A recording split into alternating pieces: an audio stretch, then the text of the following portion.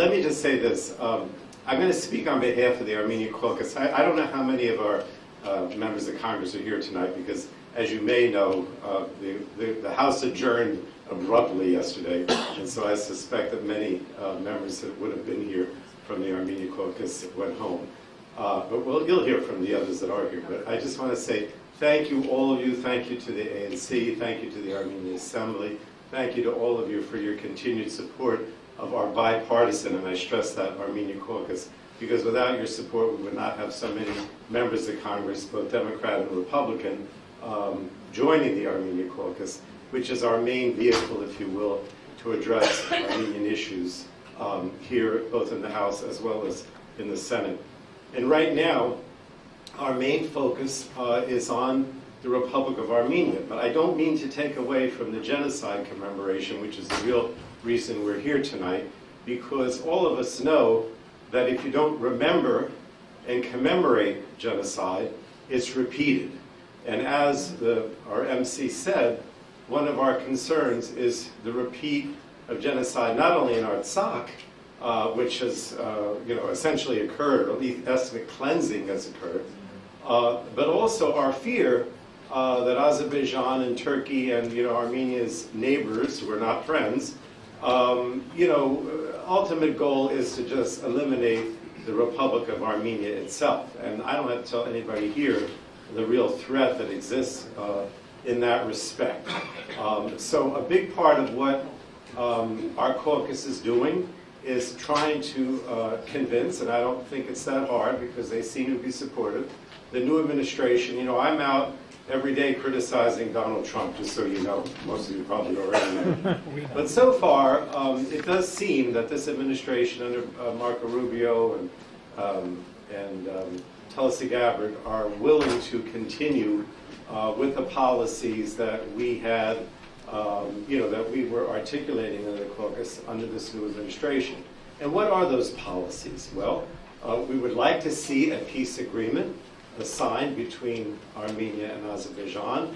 Is that likely to happen? We don't know. We know that there was a peace agreement negotiated supposedly, but just a few weeks ago, and it was announced publicly. But the reality is that Aliyev and Azerbaijan quickly, I don't know if I would say reneged on it, but certainly added all kinds of conditions that were not part of the peace agreement that was negotiated. Most of which I think are unacceptable, and many of which you would agree with me are unacceptable. And I'm not going to go through them all, but the problem is that we don't believe, or I should, again, I'm speaking on behalf of the caucus, I don't know if everybody agrees with me. We're very concerned that Azerbaijan has no intention of signing a peace agreement, that they just want to continue the war because they have the upper hand militarily.